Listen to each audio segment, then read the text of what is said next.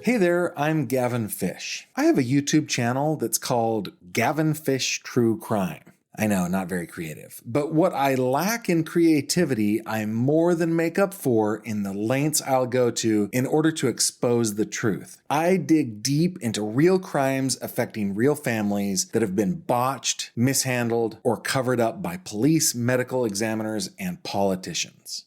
Emily called my parents and said, I don't know how to tell you this, but David started a fire. He started himself on fire. There's many indications that this fire started before she exited. I don't know the answer, but when you tell me a stun gun, it's because I didn't know that either, then obviously that raises flags. My fiance's on the floor with blood everywhere. Oh my God, she stabbed herself. Join me as I peel back layers of indifference, incompetence, and corruption each week. Just search Gavin Fish on YouTube or visit gavinfish.com.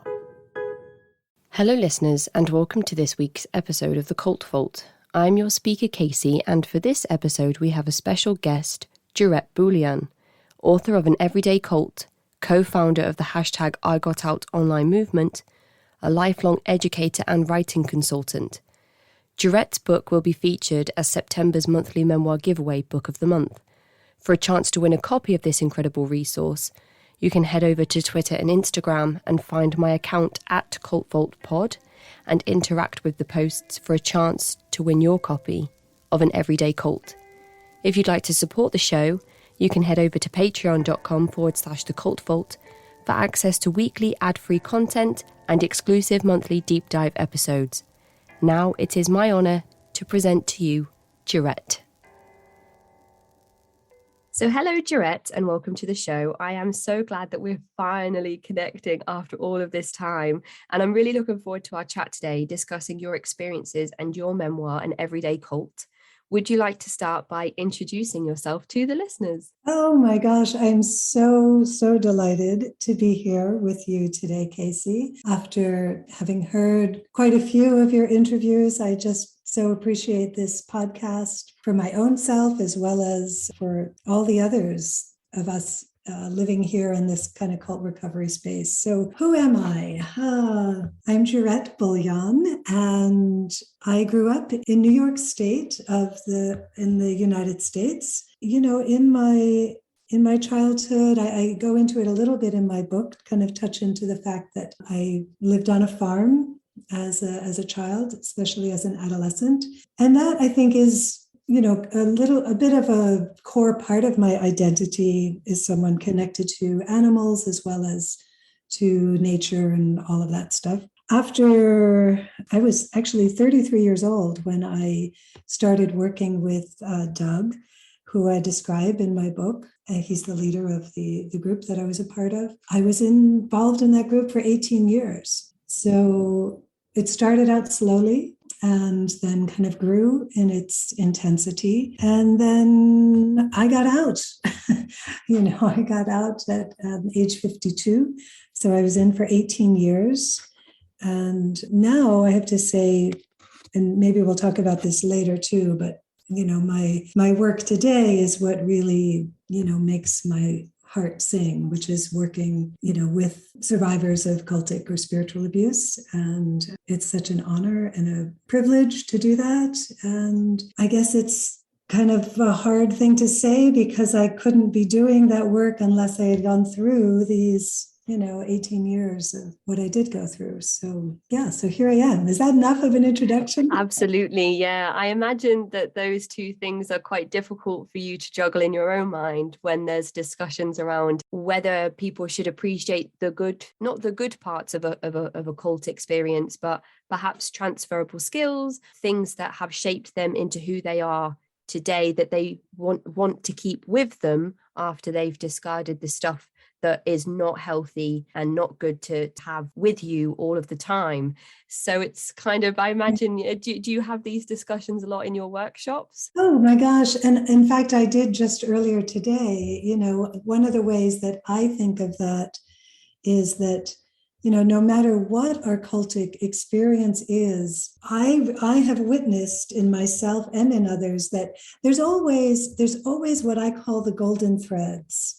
There are these threads ways that we were nourished, ways that we were formed in a truly helpful way, or ways that maybe we were, like if it's maybe even a relationship, a specific person or certain moments, even if the whole experience was polluted by power over abuse and controlling dynamics and all of those horrors, there's always the golden threads. And, for me, I'd say that that's part of it. For me, witnessing, having the lived experience now of having gone through this kind of abuse.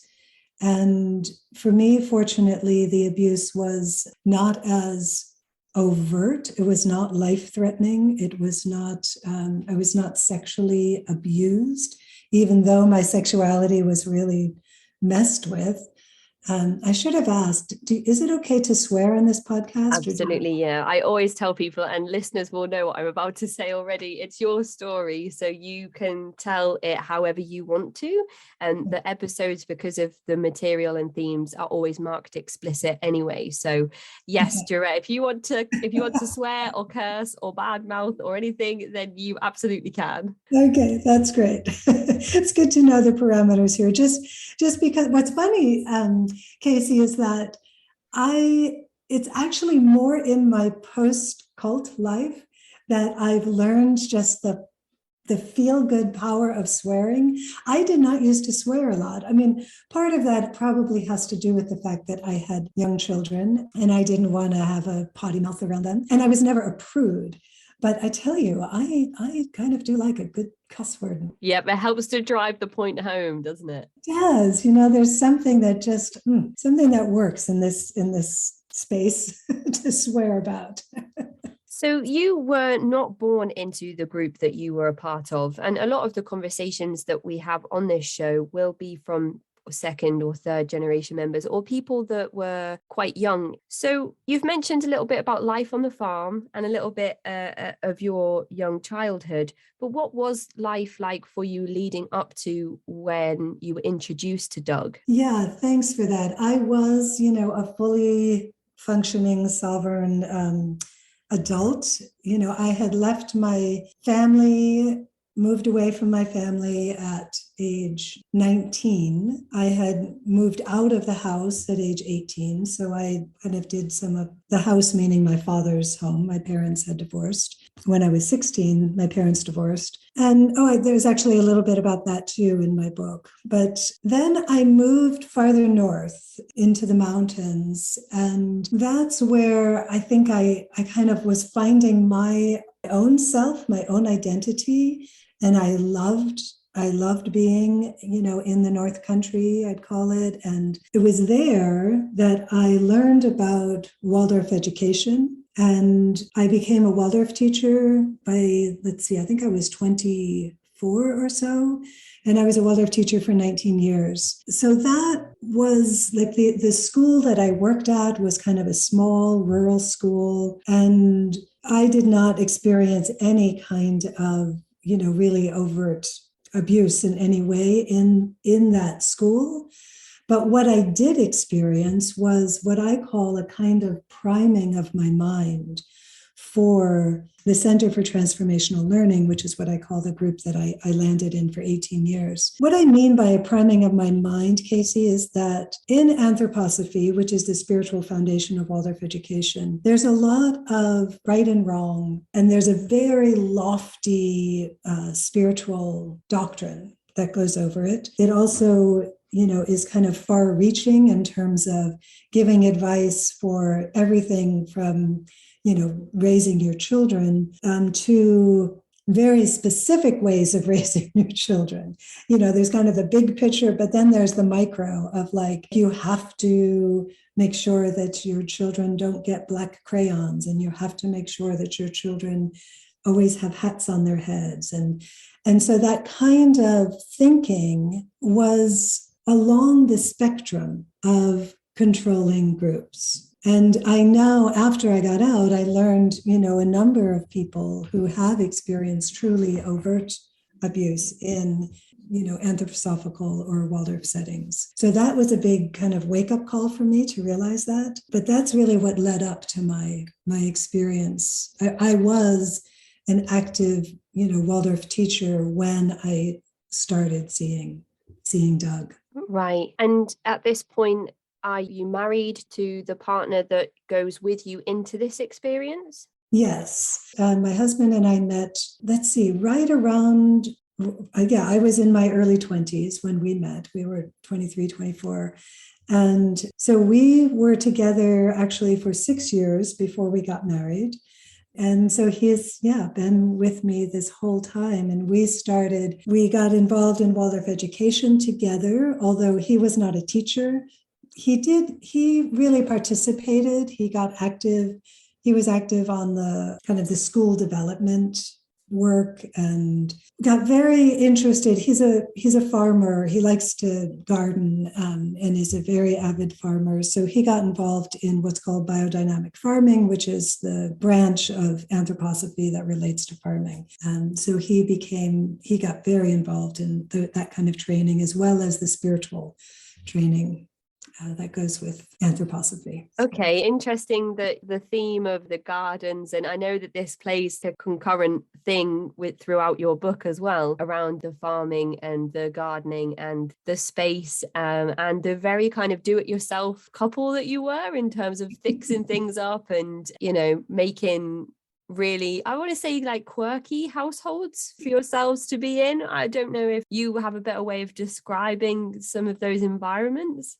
Quirky, I'll take that. That's a good word. But I'd also maybe add to it that we were, a bit of idealists. We were seeking alternative community. We were we were very driven to create a society or a intentional community where we could live, not have to drive too much, have a school nearby, have a farming and good nourishing food, all of these ideals that are, beautiful things in and of themselves. But that was very much what we were exploring, what we were aiming for. And how long into your partnership was it before you introduced your first child into the world? Yeah, so we were together, so my first child was born in 95, and we were together. So we were already together for 14 years before my daughter was born. So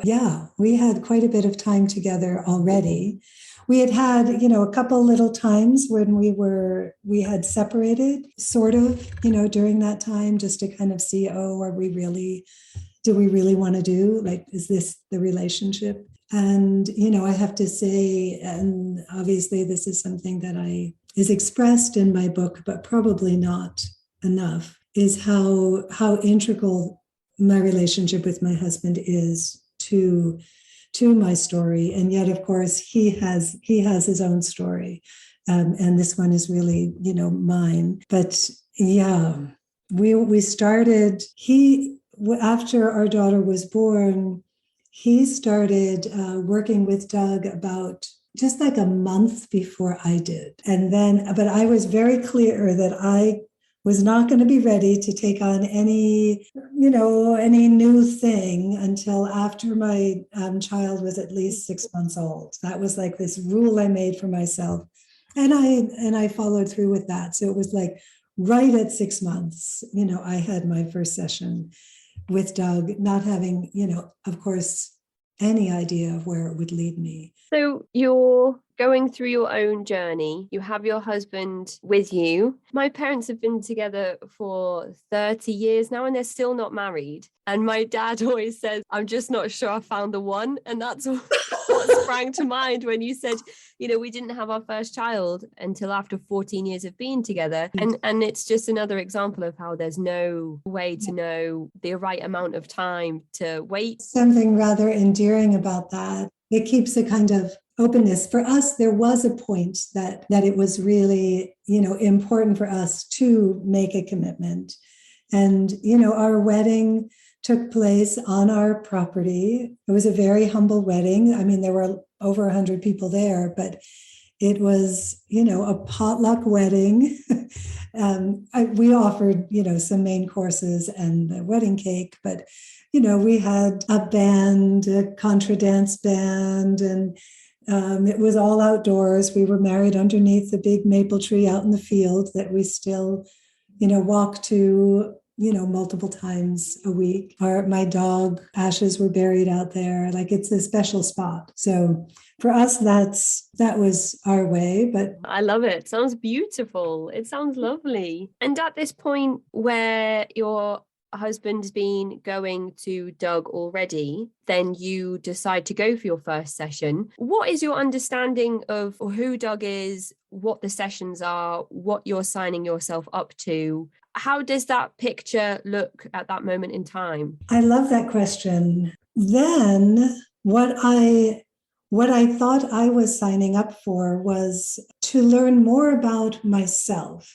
in a really reflective and honest way, and to use the archetypes, the archetypes that come in our dreams that we have every night, as a kind of a guide for that.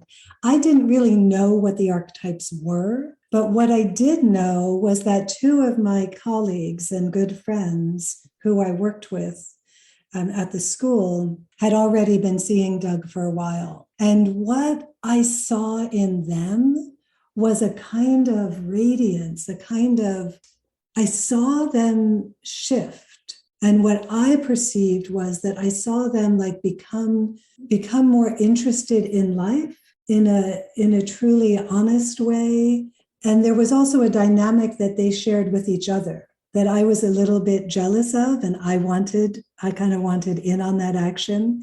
Like, oh, they can talk with each other in a way that I don't know what they're talking about. So I felt a little bit excluded, I think, by the way that they would engage. And I don't remember the language or anything of it. It was just that I could see that there was a way that they communicated that I didn't know how to. And that followed, there was another good friend of mine who had a baby just a few months later.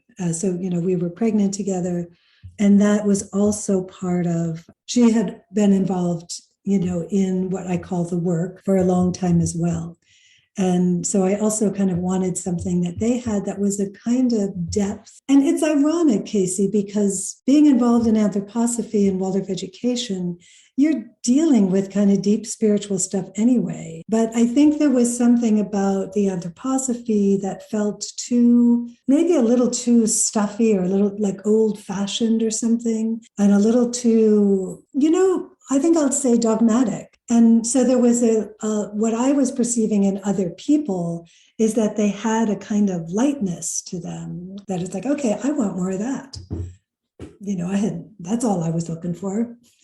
It's really interesting to hear you talk about just seeing something in other people and thinking maybe that's something I would like for myself. This podcast was born in lockdown when my firstborn was 4 months old. There's a huge identity crisis that you go through when you become a new parent. And this is not something that everybody tells me about the sleep deprivation. Everybody tells me about labor might be the most dreadful experience of your life, and it fills you with all the horror stories. But nobody really tells you about the identity crisis that you have. All of a sudden, not the person that you were. You don't have the freedom that you did. And it's really difficult to work through that. And I feel like when my son was 4 months old, I got to this stage where I was like, I need something that is separate from motherhood. And it took me a while to realize that, first of all, that's okay. And second of all, how many other women or parents go through this and just don't recognize it or don't speak about it. And I wonder if maybe you were feeling some of this maybe when you decided to go and see Doug.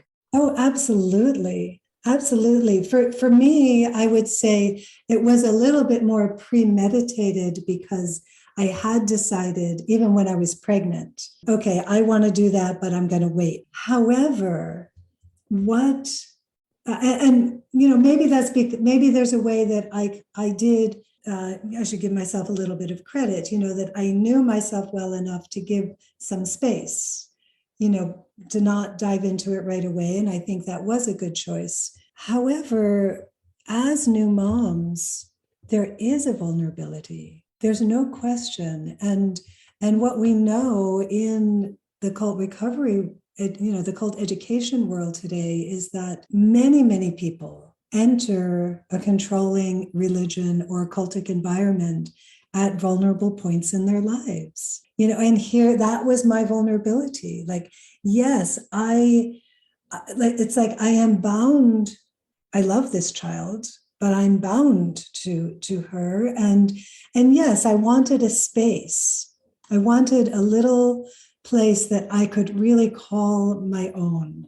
And I think that is, I've never thought about this, Casey. It's a really great question, because here I was seeking an identity, like separate from my mother, being, mother of my child. But what I was actually moving towards was a loss of identity, a loss of autonomy. And so it's interesting that impulse is valid and good and healthy and vibrant. Just, let's pay attention to where we do end up.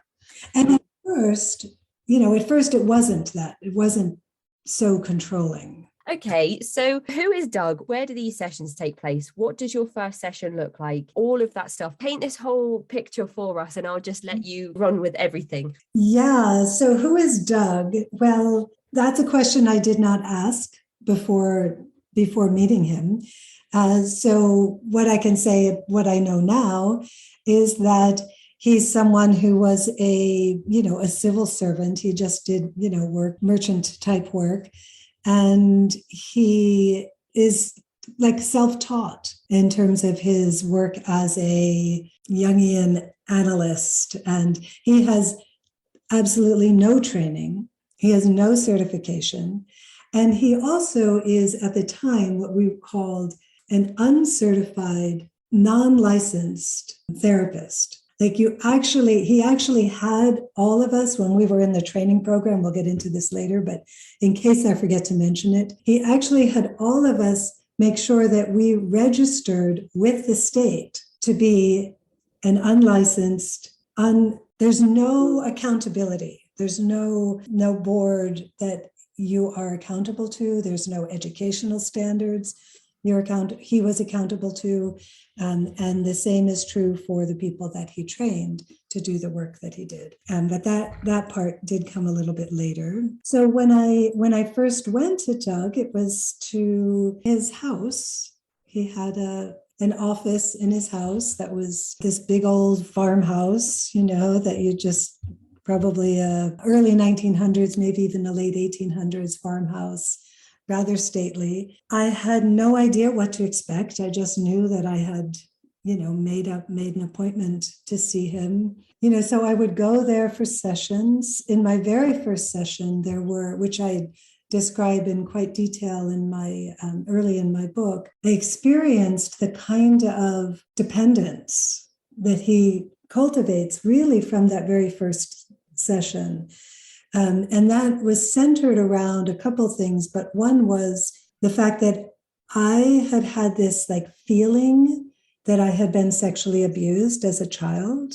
And it was something that wasn't really going away. And I had decided before I went to see him that was what I wanted help with. And I thought, okay, maybe, based on what my friends have said, maybe he's the one to help me with it. So I went in with I forced myself to get the words out of my mouth that's what I was hoping for. And he actually, the way that he handled that was by the end of the session, ultimately saying, let's not worry about that right now. If it's a real issue, it'll come back. And for me, after having gone through a whole hour of being with him, being immersed in this world, learning about the way that he would look at dreams and the animus who's going to guide me to know myself better, and how I had come to certain assumptions in the dream that I brought to him, it just made perfect sense. And there was a kind of relief when he said, let's not worry about it, it gave me, it actually was helpful for me. In all honesty, it was probably, I don't know if I would say an ethical thing to do, but it was a helpful thing for me at that time. So that's part of what gave me the desire and the impulse and the confidence to keep coming back. It reminds me of when people say, oh, my first session of auditing with Scientology was really helpful. It makes certain things a lot easier.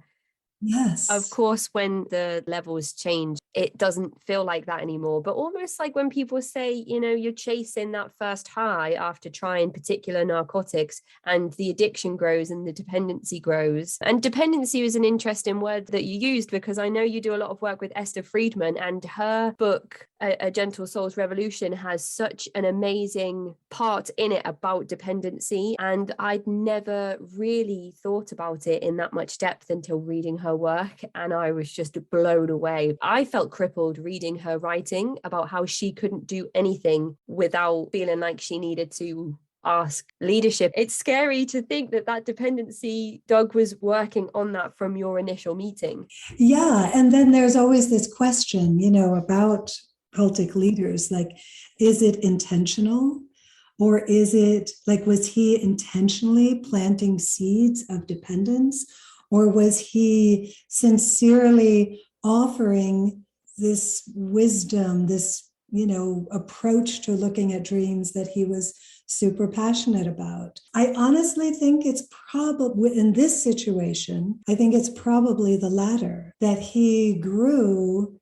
My sense with Doug is that, and I'll never know this because this is Doug's story, but I think his control, grew over time, like that. It was kind of, you use the word high. I think he got high on realizing, wow, I can say these things and this kind of framework, and people really seem to like it. There's a high, there's something like when you're dealing with, especially when you're dealing with unconscious material, and people like open up, or their feelings start gushing, or they have these aha moments.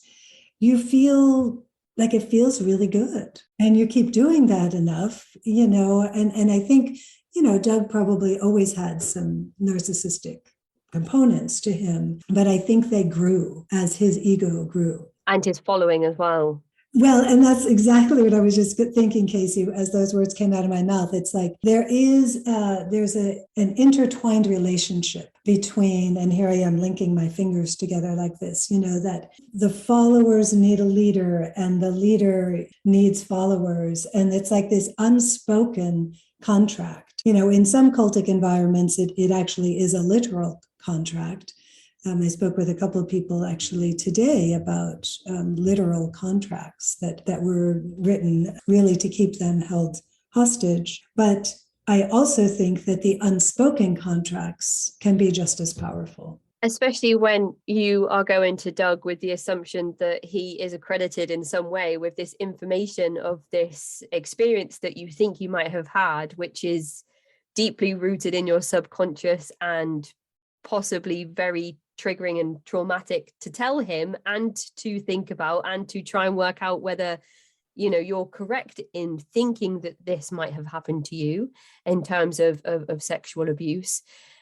I don't know if you would have, do you feel like you would have trusted him with that information if you knew that he was unlicensed and uncertified?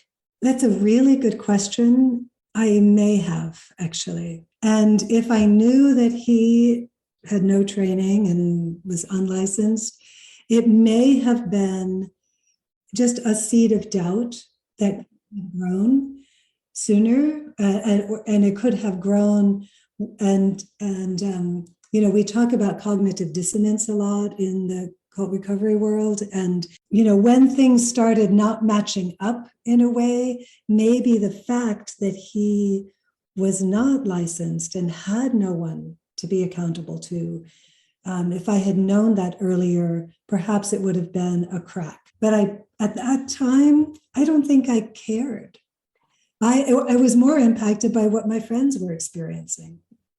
And your initial session with Doug, you felt was quite positive. His tactic around saying, let's not think about the sexual abuse for now. We'll come back to it later if we need to. You felt was beneficial in the moment for you. So it's all kind of feeling good right now. Yeah. Oh, yeah. And it was good. Like my first 5 years were, pretty.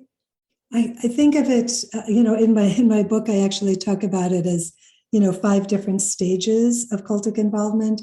The first stage being about falling. And I think of that falling as being both falling in love and falling asleep. That there's this, kind of, everything is good. And for me at that time, I'm a new mom. I started my work back up in the school where I taught, just part-time. I was home a lot. I wasn't obsessed by the work. It was helpful to me. I loved to talk with my friends, my dear friends and colleagues. Like there were 3 or 4 people who I really appreciated connecting with. And those relationships, I think, were deepened by also having, like the work that we could talk about. So it was pretty darn good. I think that like that second stage of involvement for me was what I call drifting. And that was like a place of getting a little bit more untethered. At that point, my husband and I moved away from where we were living, where our home was. We owned a home, we loved our home, but we still had this like, oh, what about intentional community? Let's try it out. Let's go to a place where we can live it for a while. And so we moved to an anthroposophically oriented community and lived there for 2 years. And during that time, there was, I just keep going back to the word, I was being untethered. Like the links that I had that held me to my home, which is a place where I did feel really anchored and grounded, having those cut were really hard on me. And my friends, I thought, I was moving back closer to my family. I thought that would be great. And it was great in many ways. But there was also living in community, a spiritually oriented community. We were working and living with people with special needs. And that was intense. Like it's an intense lifestyle. So there's very little time, even though my mom lived, a half an hour away or 20 minutes away, and 4 of my sisters lived nearby. We didn't see a whole lot of each other.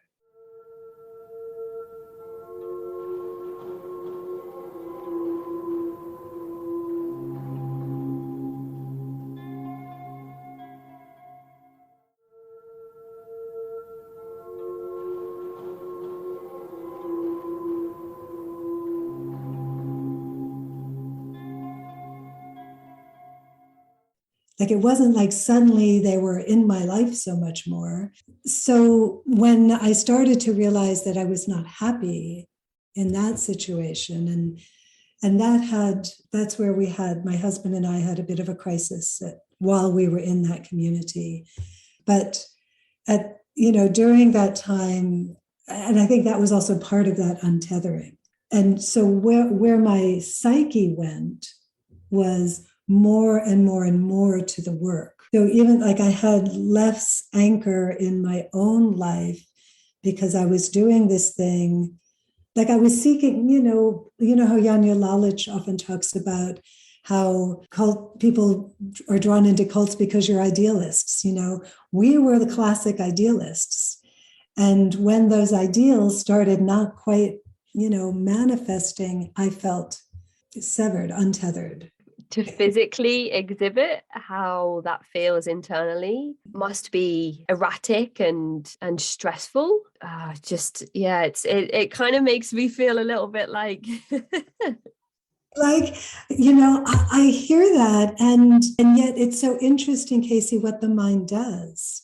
In my situation, although that's what I was feeling in my body, my mind was compensating and believing that I needed more. I needed to do the work more seriously, so that, like, because that feeling that I was having was actually a manifestation of what we called pathology, in CTL, the Center for Transformational Learning.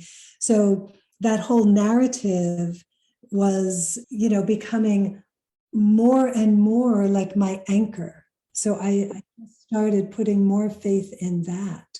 Well, that's so tough, isn't it? When certain things are changing and in flux, and the work stays the same, and the people involved in the work stay the same, and your access to the work stays the same. I mean, here comes that dependency that we were just talking about. The answer to all of those things is to throw yourself into the work more, like a slippery slope. I don't know how you would word that. That's a good way. Slippery slope works. Because that slippery slope went only in one direction at that point. Because by the time we realized, we went through kind of a marriage crisis while we were in that community, and came to a place that we knew we really wanted to stay together. We kind of weathered that. And staying together meant moving back north and leaving the community. It was not the place. When we left for the community, we thought, oh, maybe this is where we're going to live the rest of our lives. Like, we didn't know, but very fortunately, and I want your listeners to take heed of this, we had a very good friend who said, don't sell your home. Give yourself some time, just rent it out. And then if you decide it's really what you want to do, then you can do that later. And I am so grateful for that advice. Because had we sold our home and not been smart with our money, we were not smart with our money in general, we wouldn't have had our home to go back to. In this situation, like I said, there are these golden threads. Like, yes, me going back to my home was really important. So after 2 years in the community, we moved back north, and my husband has a good job. It took us a while to get kind of reoriented. But at that point, I believed fully that what I was most moving back north for was the work and the growing community. Because while we were gone for 2 years, things really started cooking in the community. And what I mean by community now is I'm talking about the one up north around the Center for Transformational Learning. It actually was starting to become a school. Classes were being taught. There was one class that had been taught for years, that Doug had taught for years, but now it was becoming bigger. Now a retreat center was being built, and there was just so much to be going back to. And I fully believed that that's what I was going back to, that was more important. So it's almost like the promise of intentional community with the chance to live in your home where you feel safe. Yeah, I never thought of it that way. Great observation, Casey. But yes, and I think that's part of why it was so appealing. And our home was like north of where a lot of the other people lived. So we were closer to the center where the retreat was built. So there were lots of reasons. And then at that point, that's when I shifted to the stage of what I call, in my process, asleep. That's the third stage of my cultic involvement, because at that point I was so bought in. I had invested so much, dedicated so much of my time, my energy, my belief systems, my money. I mean, I've been all these years paying, for sessions. I just really desperately needed the work to work. So I kind of went all in. Through Doug's advice, I actually started a cleaning company. And then after just a little over a year with the cleaning company where I was actually making good money, he then advised me to buy a bigger cleaning company. And so there was this kind of like, oh yes, this is the way God works. This is the way the animus guides us to live our lives to the greatest, fullest potential. This is it. This is the beauty of it here. And so, I really believed it, and went fully in. And it was pretty intense. It was really. We ultimately ended up going bankrupt. But that was after years of just like working to the bone. I literally worked not only, 50, 60, 70-hour work weeks for the cleaning company, because the cleaning company kind of became this place of where I was trying to prove that Doug was right.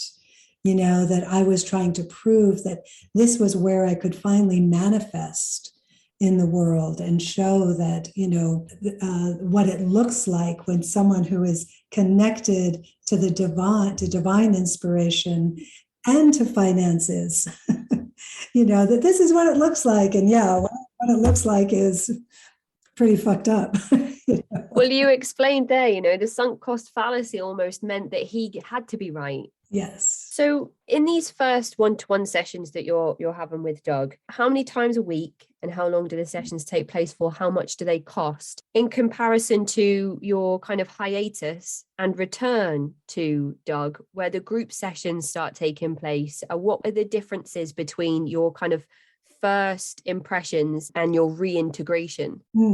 Yeah, great question. So we mostly did sessions every other week. And the session started at $55 a session. By the time that I left, we were paying $120 for a half-hour session. So there was this, in 18 years, that's, quite an inflation. I haven't done the math on that, but pretty significant. The more he thought, the better he thought he was, the more he would charge. And obviously he thought highly of himself. I think it's important to say too, that I never left the work, even though I moved away. I was still not only was it every other week a session, we also had a monthly couple session. So my husband and I would meet with him, and that was a big part of our work. And we made sure that when we moved away, that the community that we were working in would cover those expenses, because we were not paid for our time. We were just given a small stipend, but a condition of our living there was that they would cover Doug's expenses. And they did. They definitely honored that. It's kind of almost too bad. I would recommend, that's like another place where I would recommend more scrutiny, because why would that be something, so important? What is that?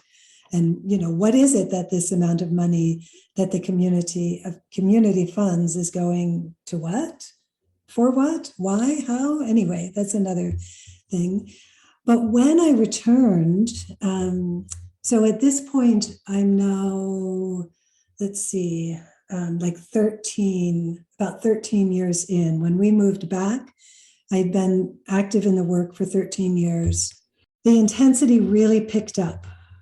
And there were not only these classes, so I would go to classes at least twice a week. And the classes were, you paid anywhere from $500 to $1,000 for a course. And that could be, maybe a 6-week course or something like that. So there were the courses, there were the sessions that were also weekly, every other week, couple sessions. I also did sessions for my business manager of the cleaning company. So, there were times that I would see Doug, 2-3 times a week. And then I'd go through periods where I'd feel like I was really slipping in my inner work. So I actually did, at 2 different points, I actually did daily sessions with him, thinking that's going to be what's going to finally help me break my stubborn pathology that's getting in the way of, because you always have to have something negative that you're fighting against. For me, it was, my pathology. I was too prideful and too, very stubborn. And according to Doug, I had a massive pride problem. And when speaking was not okay, I couldn't be trusted in how I spoke. Whatever I said was not trustworthy. But the other really big expense were the retreats. So it's amazing. We've been speaking this long and I haven't even said the word retreat, Casey. How is that possible? But the retreats were a major part of the CTL, Center for Transformational Learning experience. And so that's where we would go. At first, they were just weekends, and then they grew to becoming longer and longer up until over a week, 8 days. And they were quite pricey. They were, anywhere, they ranged from, $300 to $500 to over I think $1,200 or something at the end for just a session. But it wasn't just one retreat a year. You had to do at different levels of the CTL hierarchy. You had to commit to more and more retreats. And some of those retreats were away retreats. So sometimes you would travel, 5 or 6 hours by car, or, the farthest one was traveling, to Europe for a retreat in Europe, and massive expenses there. And here we were, like, literally after I had filed bankruptcy and we had fortunately saved our home. I was so, like I said, this stage of being asleep, I was so asleep that even after the bankruptcy was when I actually invested in this retreat going out to Europe. It's like there was no end. It's like this bottomless pit that there was always, always more. I think what's important to mention to the listeners here, who I hope will go and pick up a copy of An Everyday Cult, is that you helped to build this community. You were part of ideas around the retreats and ideas around the sessions and the buildings, and you had the cleaning company. So you would clean these massive, huge chandeliers in the building, and you would be trusted by Doug with these extra responsibilities. You weren't just somebody who was attending the sessions, you were integral to the growing of this community. So when all of these things were happening and you felt like you couldn't be there, I got the sense that there was this kind of fear that you couldn't let go of almost. Absolutely. And yes, FOMO, this fear of missing out, is huge. It's a huge controlling factor in all cultic environments, for sure. You create this, it's like this, I love that you use the word urgency, because that's another controlling technique. That this sense of like, this is going to be the time. Just dig a little deeper into your soul. And when we added the whole layer of past lives, that kind of added a whole new dimension to the work. Like there was always something, there's always like another door. It's like stepping into Narnia, but having, 20 doors in the wardrobe, each one being more and more enticing, that there was always something more to strive for. And you couldn't say no, because then you would like miss the boat. And they would literally use some of that terminology, like, okay, this train's pulling out of the station, get on, like this next retreat's going to be such an important retreat. Like they would, literally use that language to compel us. No, and even if they didn't use that language, I still would have felt it. Well, you had all of your peers around you as well that you were doing this work with, saying, oh my goodness, I'm so excited to go on this next retreat. That in itself is, even if you have a group of friends saying, I'm going to this music festival, or we're going out for dinner later this week, you're like, how can I be there? How can I get there? Yeah, exactly. There was a few notable parts in the book for me that I wanted to touch upon. One of them was going back to your first workshop. When you were in the waiting room before you went into your first meeting with Doug, you had an old school friend who left Doug's office before you entered. And I felt like that was a very significant part of the book because of the events that unfold later on. Yeah. John Jay, I call him in my book. He had been a beloved friend, a friend that my husband and I had known for, I can't tell you really how long, but yes, definitely a number of years before starting to do the work with Doug. I didn't even know, as I mentioned, there were a few people I knew who were doing the work, but I didn't even know that he was doing it. So when he kind of stumbled out of Doug's office that very first session, we had like fleeting eye contact. But the truth is, Casey, he was in such a state. If I had been more present with myself and maybe not so nervous about my first meeting with Doug, I maybe would have reflected more like, wow, he didn't recognize me, in that moment. I also found it a great comfort to know that he was also doing the work. And there are aspects of the work, that he was very involved in. He's someone who actually worked for Doug a lot, which red flag, big warning sign to everybody. If you are seeking therapeutic support from somebody and they ask you to work for you, please say no. I also did quite a bit of work for Doug. As you alluded to earlier, Casey, but I even, continued into things like doing bookkeeping and stuff for him. But John actually worked a lot doing, kind of handyman kind of work.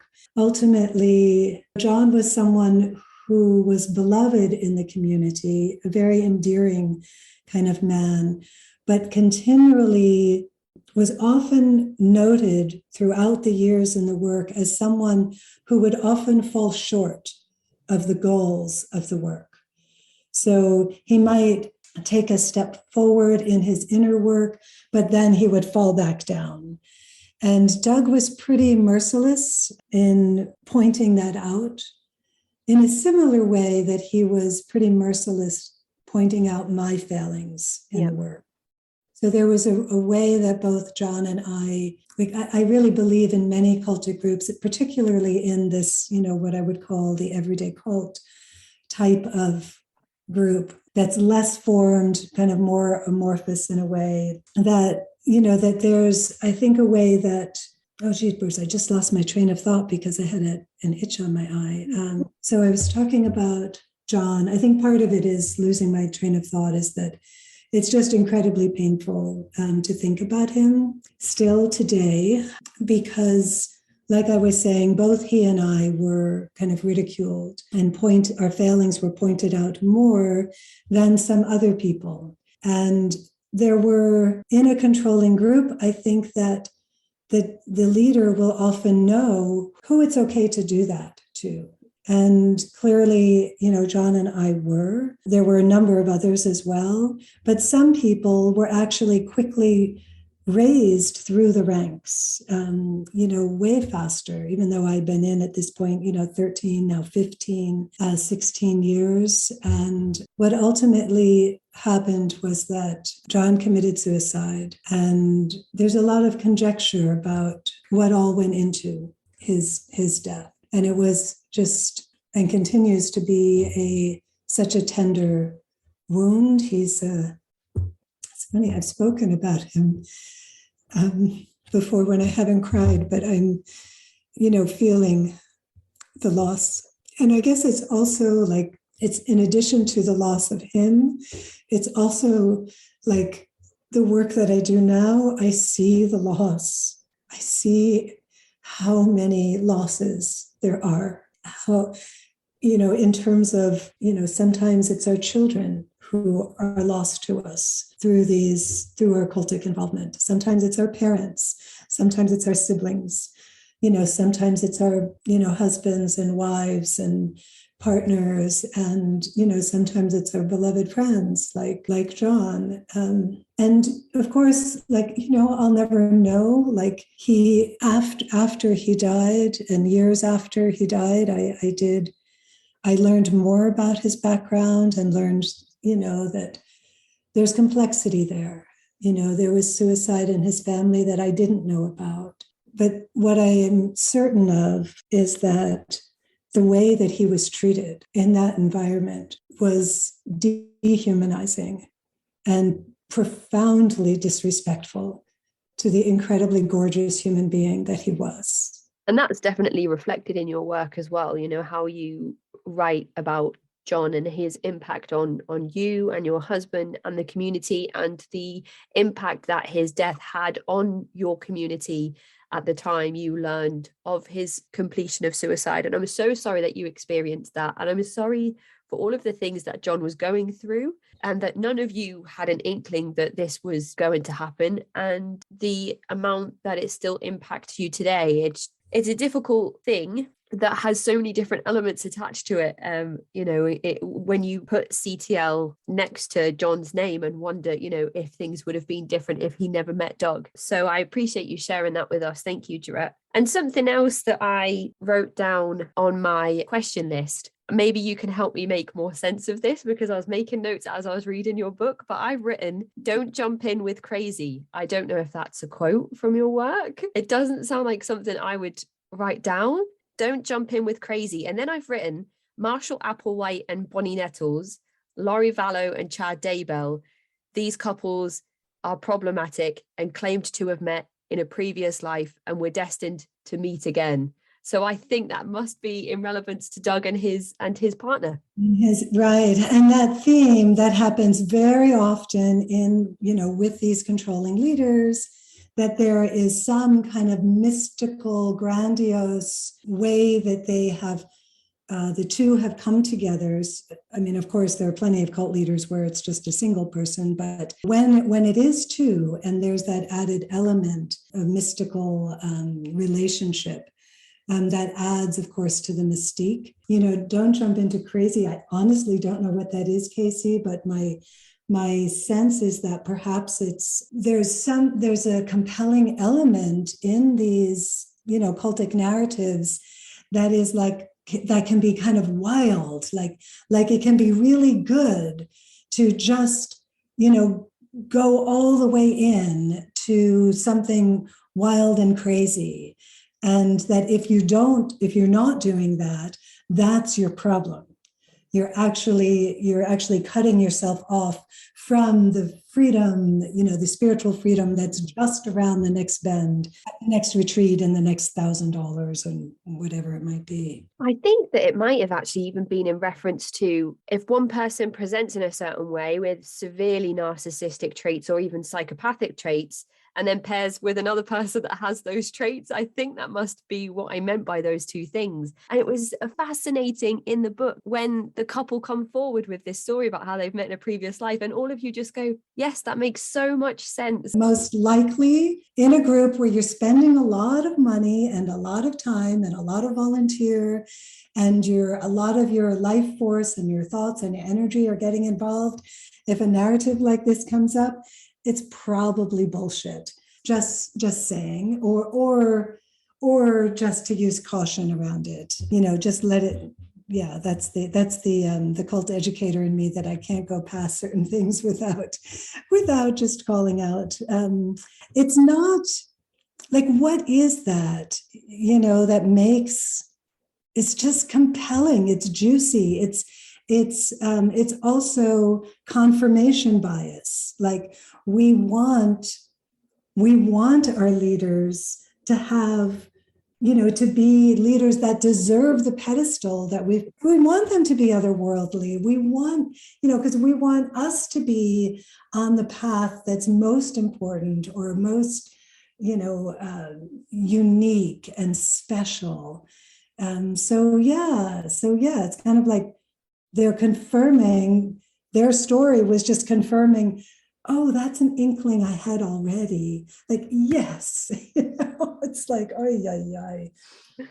sometimes when I think about that wedding, their wedding was such a trip. It was unbelievable. There was actually like a whole theatrics around it. Like we all got kind of involved and, wore even costumes in a way. And, one of the sad parts that I reflect back on now is that the Doug's partner, the bride's father, did not walk her down the aisle, did not have a role in any way. And I remember at one point I was sitting quite close to him.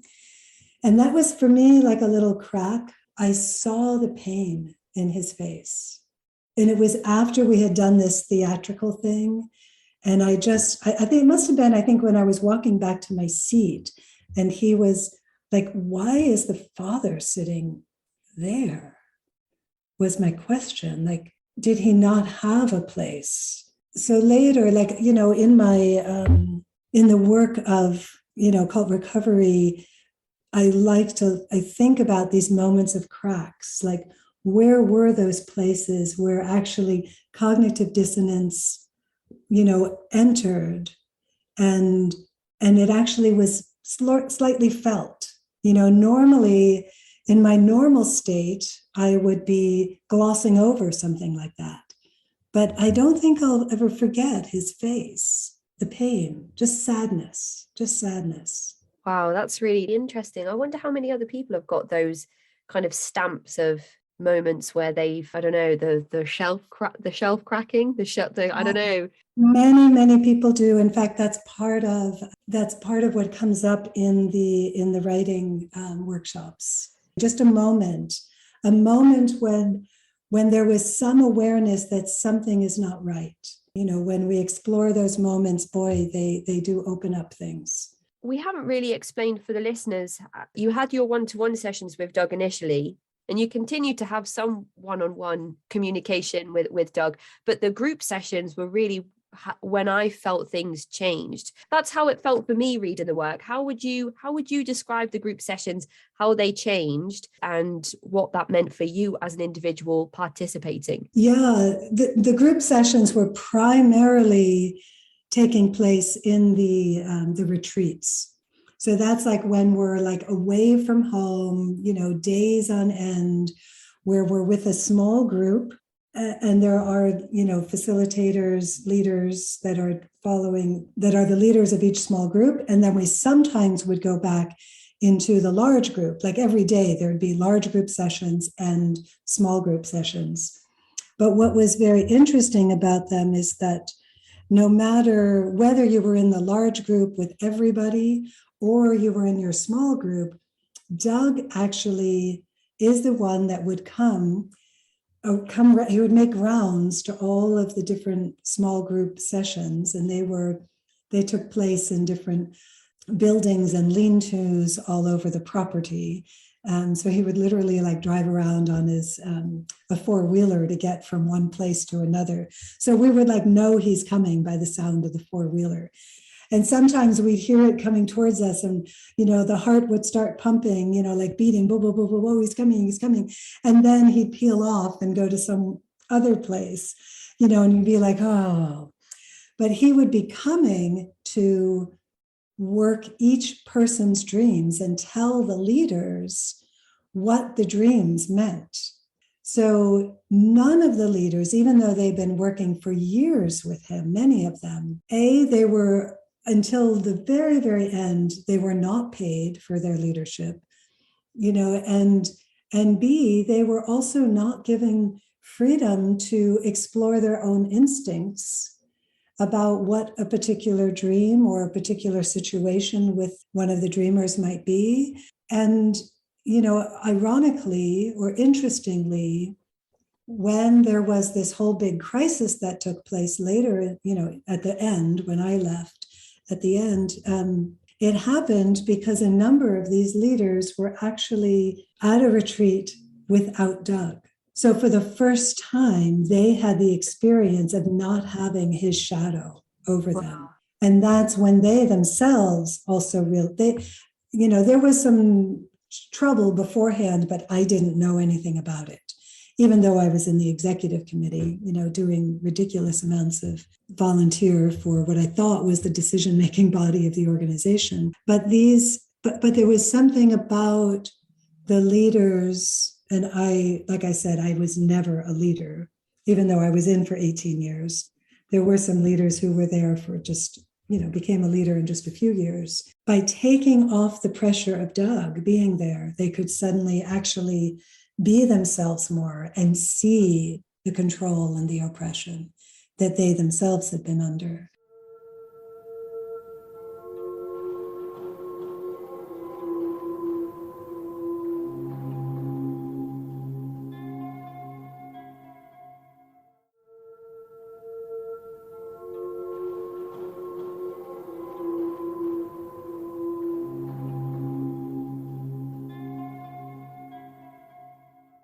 The workshops are building in intensity. And you've mentioned a couple of things that happen that are contributing to your kind of coming out of a coma almost. What is it that is the tipping point? Are there any more instances or stamps or snapshots where you have these experiences, or is it just a gradual thing until you leave? For me, Casey, my leaving, in my experience of being in it, was I had no doubts. I was 150% in until that the last executive committee meeting, and everybody's leaving, or the leaders are leaving. But in retrospect, I can look back and see that there are these points, like these places where there were cracks. Like I just talked about with the father at the wedding, the father's sad face. Like there was going to a far and away retreat where I was supposedly, like, I was the official person. So I was kind of being elevated to be the official person. And I was told how wonderful it would be. I was told that, Doug would take me out to lunch because it was a 2-day workshop, and that there'd be I would have this special place, and, I would be able to put out the books and the things we had for sale, and what an honor it was. Like, I was carefully coached for how to play that role. And once I got there, there was even the question that maybe I would travel with them, but that didn't even happen. Like, the person who was coaching me said, you should touch base with them if maybe you travel together or not. And, Doug very quickly let me know that, no, that was not going to happen. And it's like, okay, that's cool. I'm fine driving, But then when I was there was a couple of moments, Doug did not take me out to lunch. I was just belittled, actually, even while I was there being the representative of CTL. It was awful. So that was very confusing to me. But I would kind of always try to keep a chipper, upbeat kind of, I'm a positive person just in general by nature.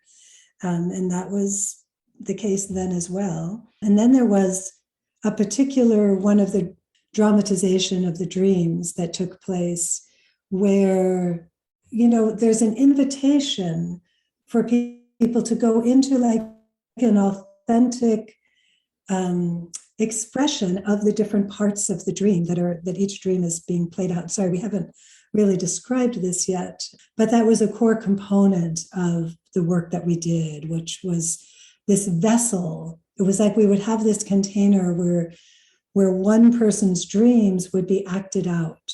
Yeah. In that acting out experience, there was it was very deep. It was very filled with emotion and often a kind of a spiritual feeling that was, in many ways very rich. I think a little bit, maybe a little like the hit of a drug that we talked about at the beginning of our conversation. But I was in one of those at this away retreat where I was not taken out to lunch. And I felt a very strong connection to this person's dream. And when you feel that, we're trained, when you feel that, to trust it, and because that's like supposedly the animus or the anima or the spiritual, archetype divine person speaking through you, and let yourself be expressed. And there's some real validity to that, even though there's also a lot of other, bullshit control. It's both.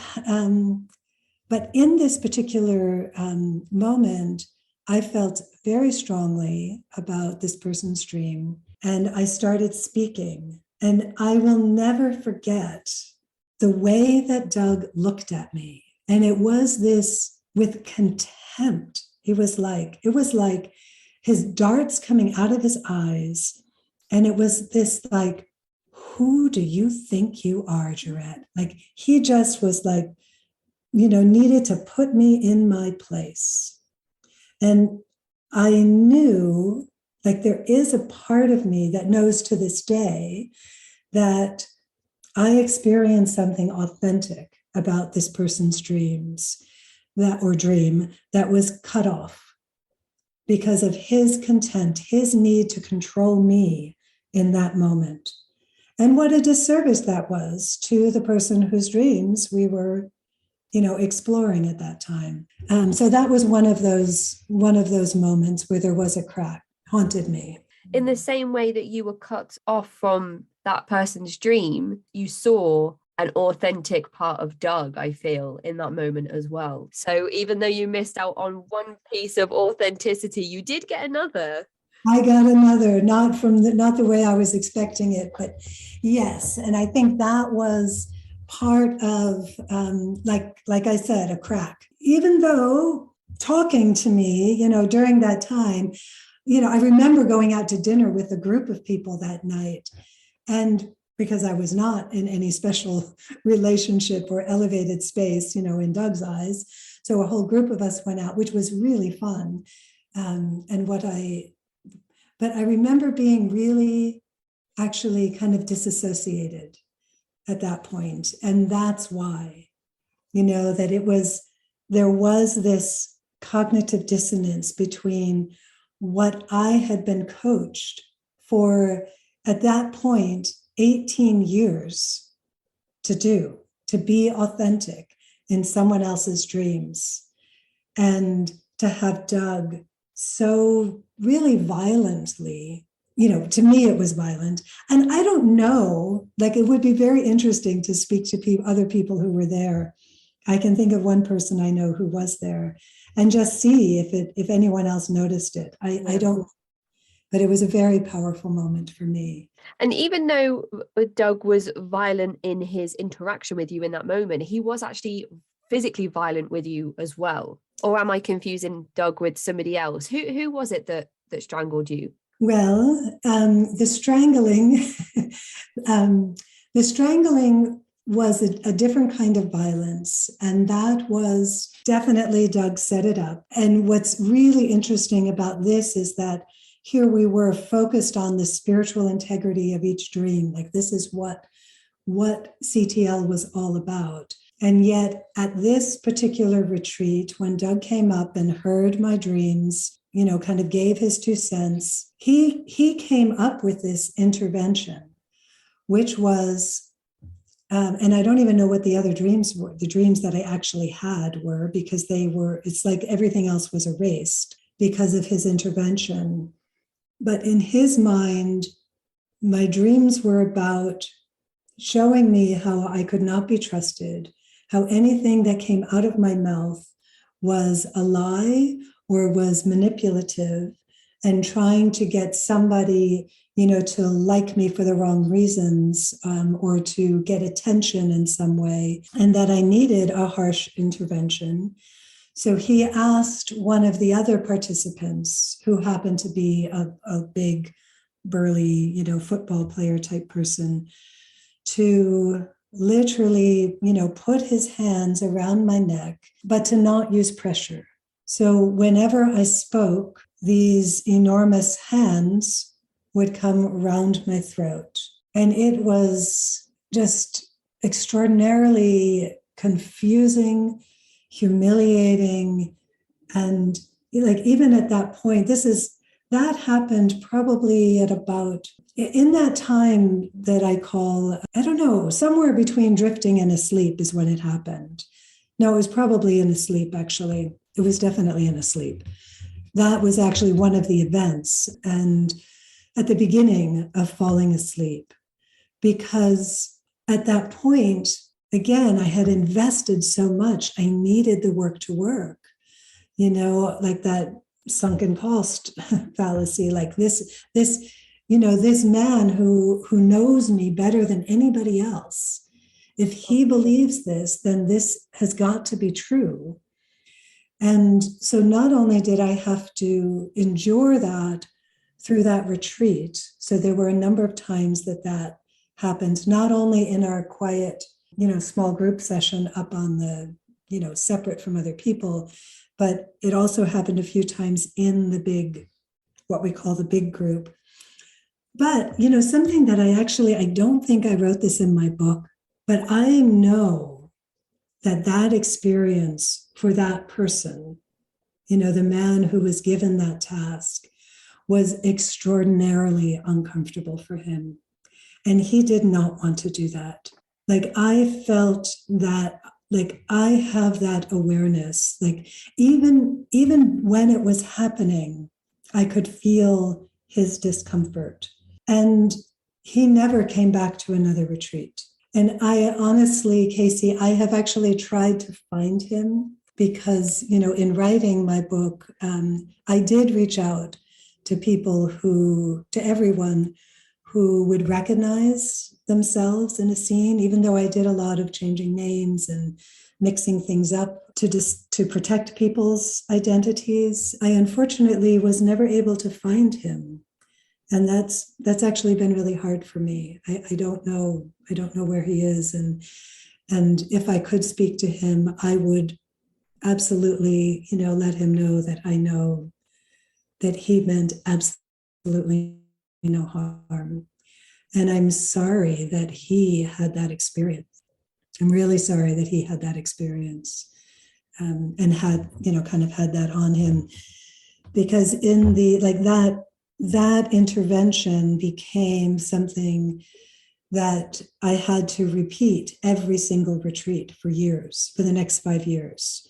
I had to share that experience as an example of the way my pathology worked and how much I could not be trusted. It's absolutely, absolutely despicable that Doug would use his position of power to gather information from people's most vulnerable sources. And he is not only encouraging, but demanding that this practice takes place and telling you that you are a certain type of person, which just the list that you gave us of your supposed personality traits sounds like pure projection. I imagine that Doug, the way that I perceive him in my own mind, really enjoyed it, which is another difficult and uncomfortable thing to comprehend. And at the start of our conversation, you said that your experience is not as severe as other people in terms of the type of abuse or level of abuse that you experienced.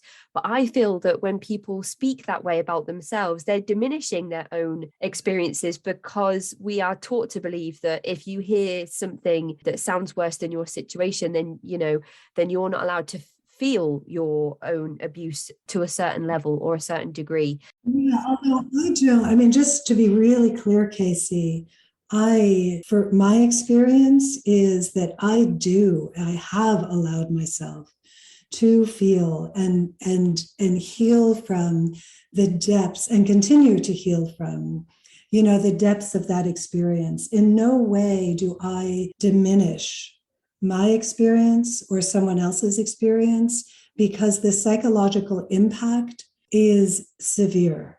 And I really, like, I know that in the core of my being, that to me, that is not a place of negotiation and or even belittling an experience. That's really helpful for me to hear you say that, because I worry that when people speak to me and they say, oh, I had a really hard time, but it wasn't as bad as some of the other people that you've spoken to, that really worries me, that people feel that their experiences aren't as important to discuss, if I'm articulating myself okay.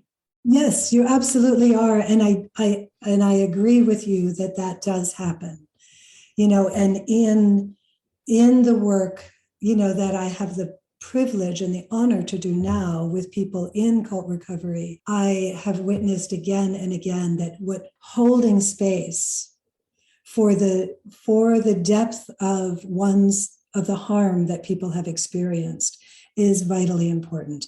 I'm not a therapist, but I approach it from the perspective of, really honoring the lived experience, however it manifested, whether it was sexual abuse, whether it was physical violence, whether it was, extreme, coercive manipulation, and however it manifested it's unique to each person. Thank you, Gerette. I really appreciate that. Sometimes I have these moments during these conversations where I kind of have my own epiphany, where I'm like, wow, I think about that differently, and then go away and have like conversations inside myself on how that might change now, how I think about things and how I see things. And every interview is like a continuation of my education. One of the best parts of reading your work for me was your snapping moment. So I wondered if you could just talk the listeners through how that happened. For sure. It's the best moment for me too. So what happened is there was a massive crisis in the organization, in CTL. And I had mentioned earlier about the leadership having a retreat where Doug wasn't there. And what happened shortly after that experience, that retreat, all 6 of the head leaders left on the same day. And the way that we communicated, as the whole organization communicated, was all through email. So there was just this massive, exchange. And I got this, I saw the first one come in, and I, in CTL, we had this kind of open door policy, like it was okay for people to come and go. If you needed to step back from the intensity of the CTL fold, it's okay. And the good people, like if you're really in it, in the right spirit, you're going to be back. Just take a break for a little while, come back. And if you don't come back, well, you've lost it anyway, and you never were going to get it. Like we'd have all these various stories about the people who left and never came back. And just to set the context, my husband had left the group, doing the work completely 2 years before this moment, and which had really given me the opportunity to be so fully immersed in the work. So I get that first email from the leader saying that he was leaving, and I was like, oh, that hurts, because it's a leader. But I, took a deep breath, and I could say, like, okay, that's fine. I kind of went on in my day. I sent him a quick email saying, oh, so sorry, but I trust you. And I know this is going to be part of all the goodness, all the best for all of you. And then I went off into my day and did a bunch of other things. And then I get a call from one of my beloved, also a member of the executive committee. And she's like, Gerette, did you hear? And I'm like, yeah, it's so sad that he's left, what a bummer.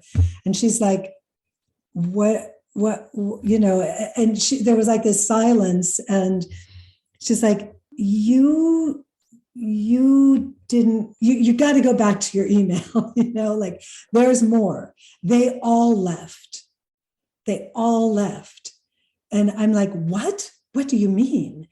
And so I go back to my email and I see that all 6 of them have left on the same day, a mass exodus. So it was one email after another, and they all came in while I had gone off to do my laundry and was, blissfully being a mom and, enjoying myself.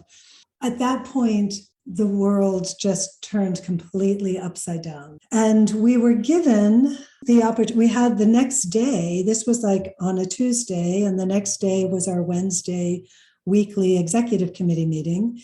And so I was like, even though all 6 of them had left, we see this email that comes from Doug saying, it's okay, we're going to carry on, just kind of giving some reassurance. Go ahead and have the executive committee meeting, which he would always come to executive committee meeting, not at the beginning, but he would always show up at every single one at some point.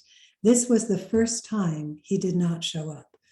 What I can now imagine is Doug was shitting bricks because everybody left and he didn't have a clue about what he could say to all of us. But we're in this meeting with the 6 leaders and about 12 or 15 other members of the executive committee, and the leaders are talking, and to me, I had one question. I went into that meeting with one question, which was, why the mass exodus? Why are you leaving altogether? And that question was in all that they were saying. It's a 2-hour meeting. I never heard the answer.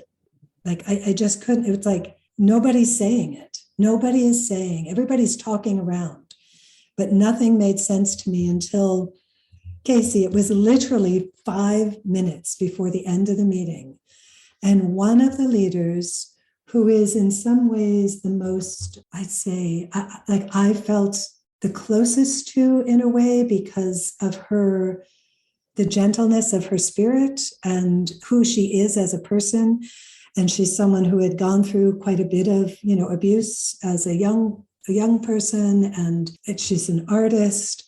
And when I heard that Kaylee just started speaking, and she said in these very real words, like simple terms, that Doug would call her again and again and berate her for hours at a time, and that had happened multiple times. And I'm listening to Kaylee's words, and while those words, like I know unequivocally that what she's saying is true. There was not a shadow of a doubt. And that what she's describing of Doug and his treatment of her was heinous and unacceptable.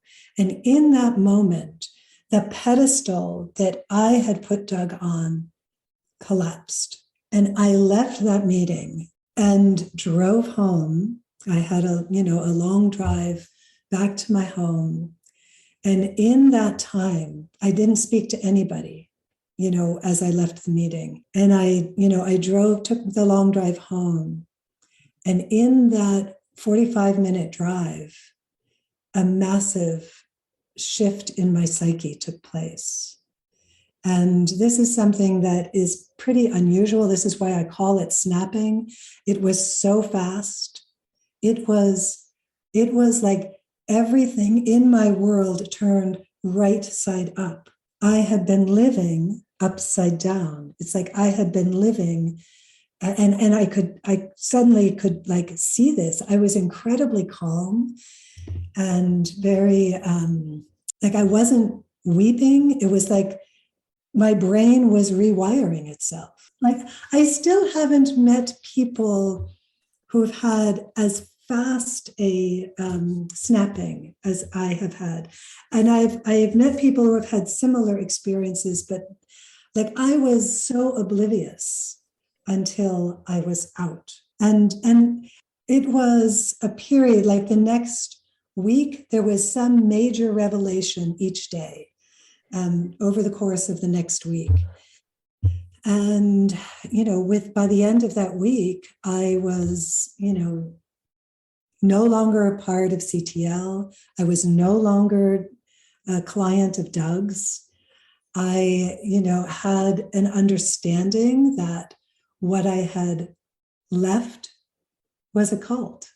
I mean, I have to say for myself, I feel extraordinarily grateful.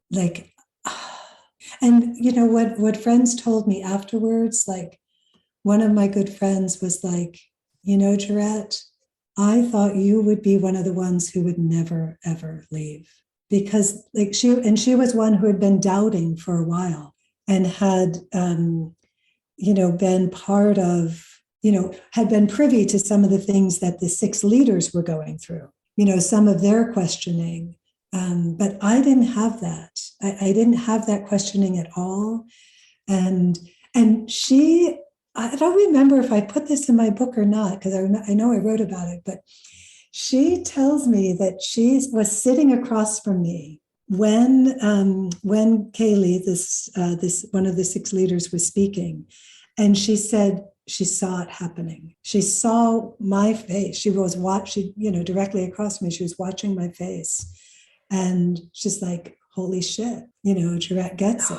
That is wild. Because when you initially went into that meeting, you went in really defensive of Doug with all of these questions, like, how could you do this to him after everything that he's given us? For sure. I went in loaded, like, how could this be? How could you do this? This betrayal, this ultimate betrayal. You've been family. We're family. Like, we've talked about each other as being family. How can you suddenly just up and leave in one day? I was just absolutely in the ultimate betrayal. There is the phenomenon called snapping when you go into a cult. And I had for, the whole time that I was in with Doug, there was that book, Snapping by Flo Conway, and I forget the other author's name, on my shelf. My husband had it. It was a school book. He had read a book that he had read in college, but I had never taken it off the shelf, but I sure did that week. But the phenomenon is mostly where people will go through a sudden personality change going into a controlling group. And that's what it's mostly used to describe. But my experience was really the snapping out. And the fact that your friend said that she thought you would never leave, I feel that Doug was harshest and mistreated the people that he felt were the most loyal. Yourself and John, for example, as badly as he wanted to, and you would still defend him. Yeah, and it's really that aspect of my experience that assures that what is the word? I don't even quite know how to say this, but that devotion, that loyalty that I had to him, and to the whole, to the whole school, to the whole, organization as a whole, that there are people who are by nature loyal. And those people, I think, in a controlling environment are very, very helpful people.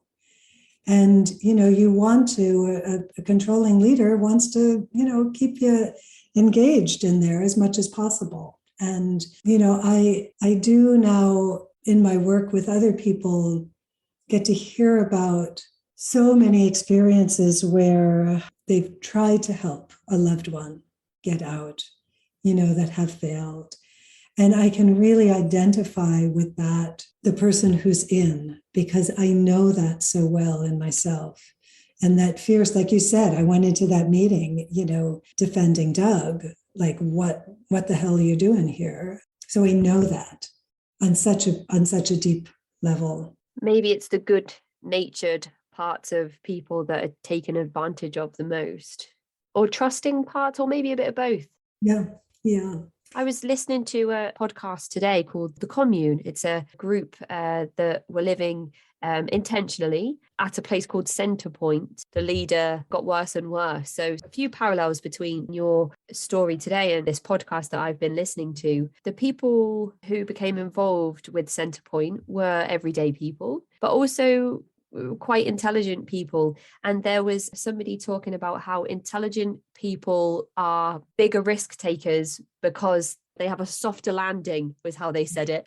And I thought that was quite an interesting take because, of course, as we know, the perceptions around the air quotes type of person that joins a cult is not entirely reality.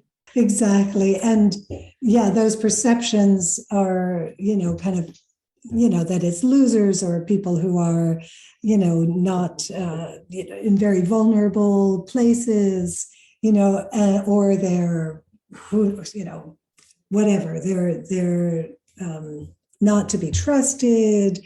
Maybe they've been in really vulnerable situations before. There's all kinds of, stigma. But, the truth is that the controlling groups really they know the benefit of smart people.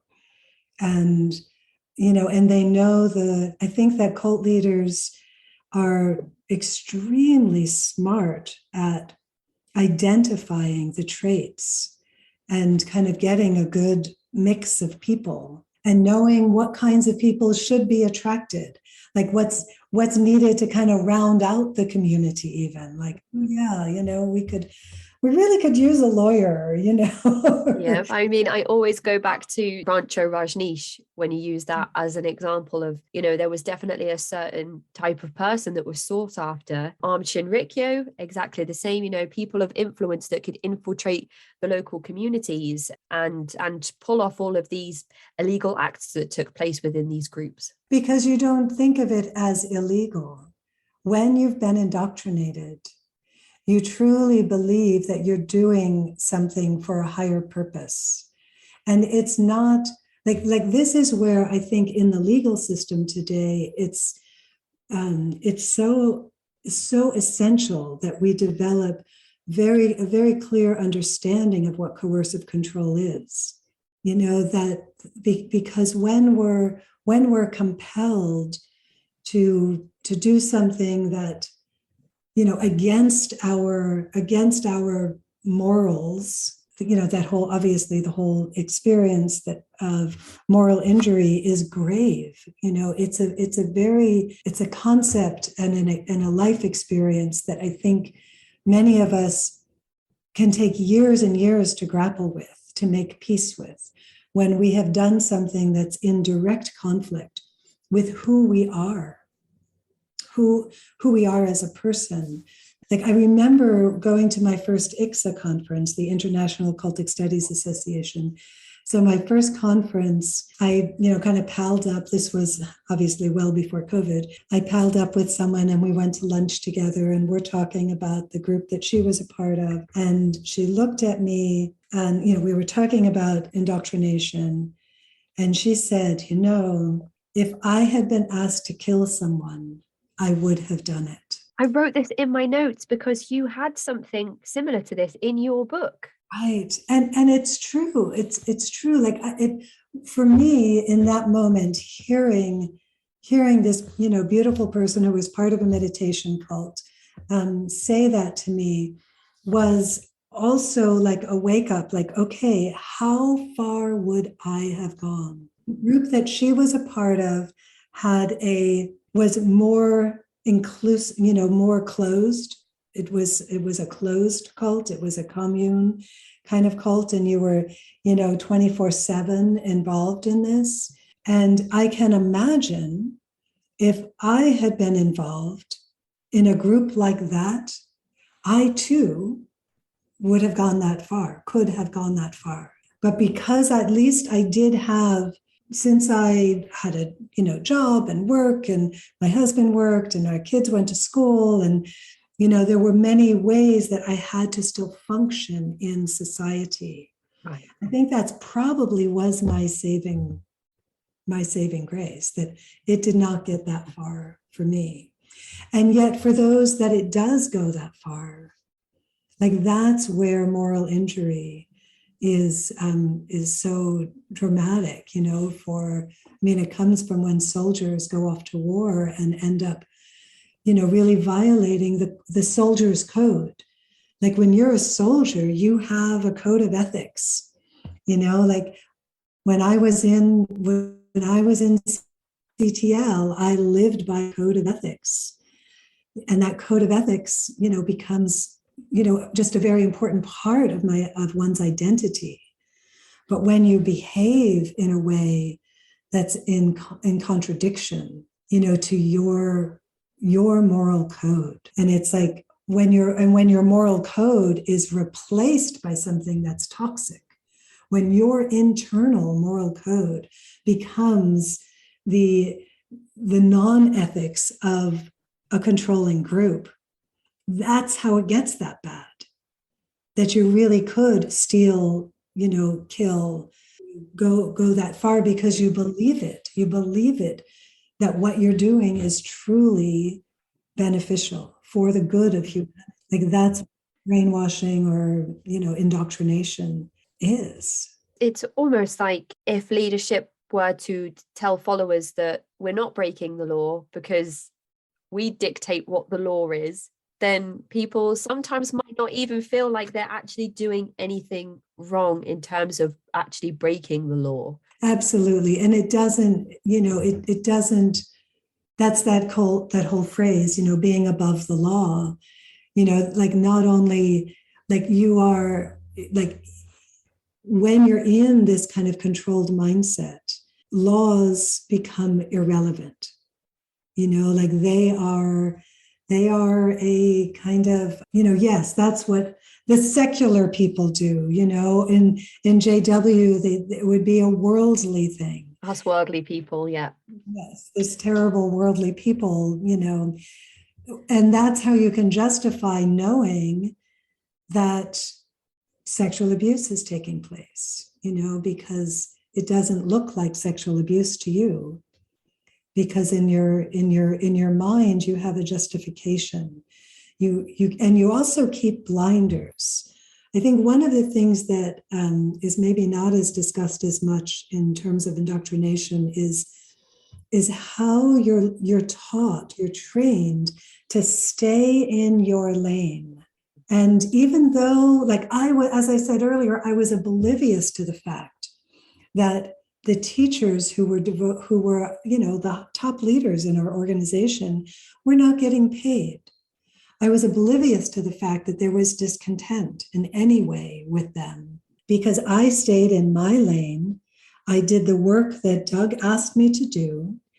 And when I stepped outside of that, that was me being in my shit. That was my pathology being active and thinking that I had something important to contribute. And what I really needed to do was to focus on my inner work so that I could really go through the final stages of becoming a woman of God.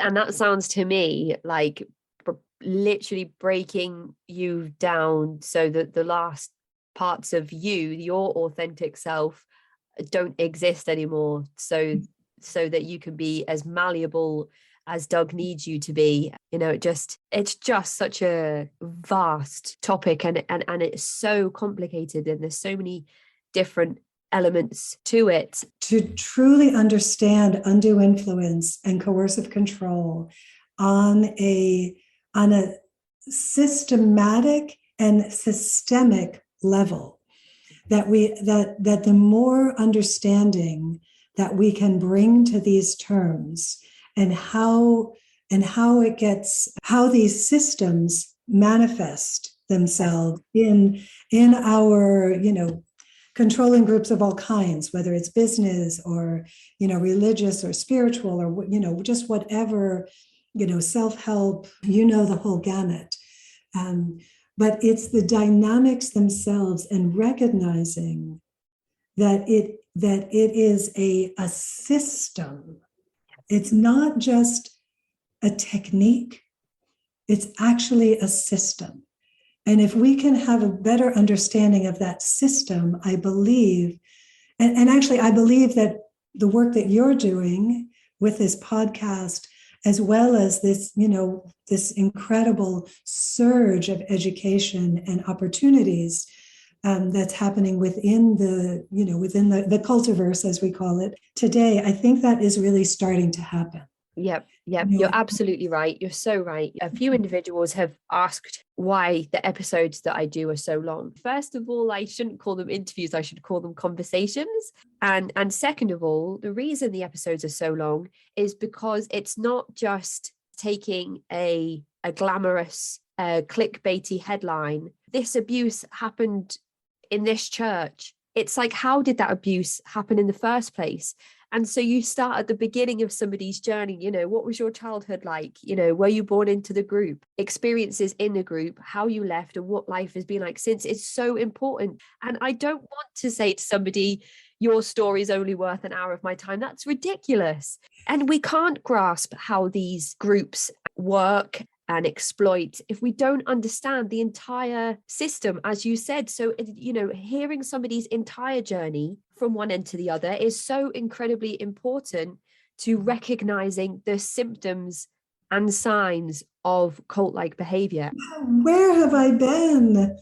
How did I get, what I often say is like, how did I get that lost for that long? And that it's that question that has actually motivated me from, May of 2014, when I got out to this day. Mm-hmm. And understanding that and holding space for people to find their way, that's what actually brings extraordinary meaning to my life today.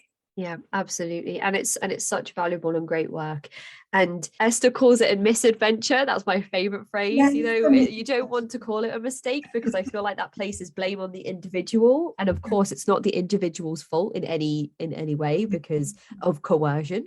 So misadventure is my favorite thing. So your 18-year misadventure. And then that leads us nicely onto where you are now, all of the activism work that you're involved in, and your plans for the future, and where people can find your book and all of your work, and all of the great stuff that has happened since your exodus. Since my exodus, my life began like in a new way. And I mean that sincerely. It was like I'm in the middle of my life for the first time. I think I had that experience somewhat as a child and in my early 20s. But to be in the center of my life again is just extraordinary. And, my work, it took me a little while to settle on really knowing that my work is really as an educator and not as a therapist. And so my passion is really for bringing understanding and education to the complex, nuanced systems that we experience in these worlds, the cultiverse. And I offer, I do individual consultations for people who need help with either a loved one who's part of a group or even groups. I've worked with groups. I've worked with, literally, a really interesting thing is to work with groups who are recognizing that there are aspects, kind of culty aspects of their organization. And they want to, in a sincere way, kind of reckon with it. And that's thrilling work for me. Let's see. And my work with writing has been just an extraordinary joy. And I had no idea, I'm an insecure writer myself. And yet what I've discovered is that by creating opportunities for people involved, people who, are survivors of cultic abuse, that they can, come together and write, that is just a really beautiful, beautiful place to come and get support. But the supporting comes from your own reckoning, finding your own words to express your story. So the writing to reckon, There are weekly classes. There's also plans to do something that's a little bit more like for people who want more independence, that don't necessarily want to come to a weekly class. So that will be hopefully it might not be until October that I can start offering that, but that's in the works. I also will be doing a Writing to Reckon for people who have lost a loved one to a group. So not just for survivors, but for people who are dealing, with their personal experiences. And that's a population that I feel a lot of tenderness towards. And, we'll be creating this space starting in September. And of course, hashtag I got out. That is, work that just literally gets me up in the morning and inspires me. My collaboration with Lisa in creating igotout.org, the website, just for real clarity here, the website is what supports the hashtag movement. The hashtag belongs to everyone who has experienced any level of undue influence or coercive control or anything, culty or religious trauma. The hashtag belongs to everyone. And so by using the hashtag, it's already like happening, the extraordinary bridges that are being built between people. And, we're heading, we'll be having, our first ever live and in-person experiences, which so the first one is happening in Portland, Oregon, in the summer, July. And I know that this podcast won't be listened to until after that, but we're also already speaking about how we can, create. We're doing another one for sure. We've planted seeds for the next one to be in Toronto, Canada, actually. Wow. Okay. So much great work to keep you busy. So many plans in the pipeline to build on the amazing work that you're already doing. Collaborations happening left, right, and center. And I recently met another podcast host called Sarah Ferris, who has many podcasts. One of them called Conning the Con, which is an incredible show. If anybody wants something a little bit different, but also in line with coercion, she has a podcast about her sister getting conned by a confidence man. We're going to be speaking to Sarah tomorrow, actually, but so many parallels between cult leaders and con men. Oh, so many. Absolutely. Yes. So she said, good for her. A rising tide floats all boats. So collaboration is the key to making all of this stuff happen. And the work that you're doing, Gerette, is just absolutely invaluable, not just to the participants who have told me that they've really benefited from your work, but also the education that you're providing on a bigger scale for people like me who don't have the lived experience but want to understand it as much as possible, and bring the stories in a sensitive way from individuals to a public forum. So thank you so much for everything that you're doing. igotout.org. I'll post the links to Gerette's website, the social media handles for I Got Out and the I Got Out website, because as you said, those stories are from people of all walks of life, of all different types of experiences, and just allowing that platform to show people that they're not alone, to be validated in their experiences and know that, oh my goodness, I'm not the only person that's been through this, or to even just put words to their experiences. I know you must know how empowering it is for somebody to say, that's what was happening to me the entire time. There's actually words for those things. There is, and that experience of being conned. I love that link because it's it's if we can identify for ourselves how we have been hoodwinked, how we've been conned, just the little ways that it happens. It's part of our human nature. It's actually part of how we're wired, and that's a whole nother conversation. To look at how influence works in us, but it's natural. So if we can recognize that in ourselves, it makes all of us more human.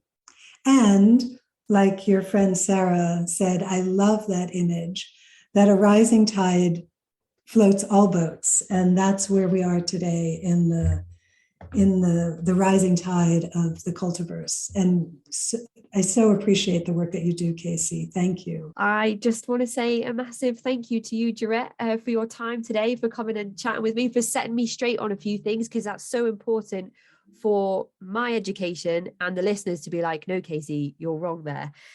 So I really do appreciate that as well.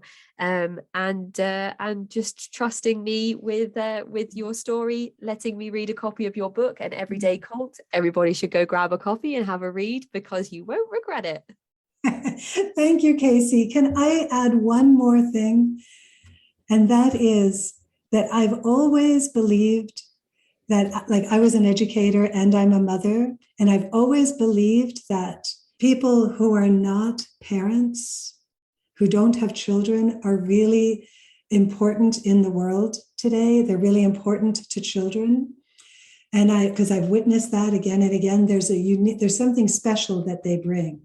And in that same way, you, as someone who is not a cult survivor, has a really important voice in this world. And I am so, so grateful for it. The perspective that you bring is unique and is really important. So thank you. I really appreciate you saying that, Gerette, and I do hear you on that. And I know that there are many people listening who are on this journey with me and are doing their own small bits of activism and educating themselves as we go through these conversations as well. Thank you, Gerette. Thank you. I appreciate that. And I appreciate you. And I hope that you enjoy the rest of your day. Yeah, I will. And you as well. You have a good night. Thanks, Gerette. Take care. Bye. Bye now. That is the end of this week's episode. If you'd like to get in touch, you can find me at cultvaultpodcast@gmail.com or follow me on Twitter and Instagram at cultvaultpod. I'm your speaker, Casey, host of the Cult Vault Podcast.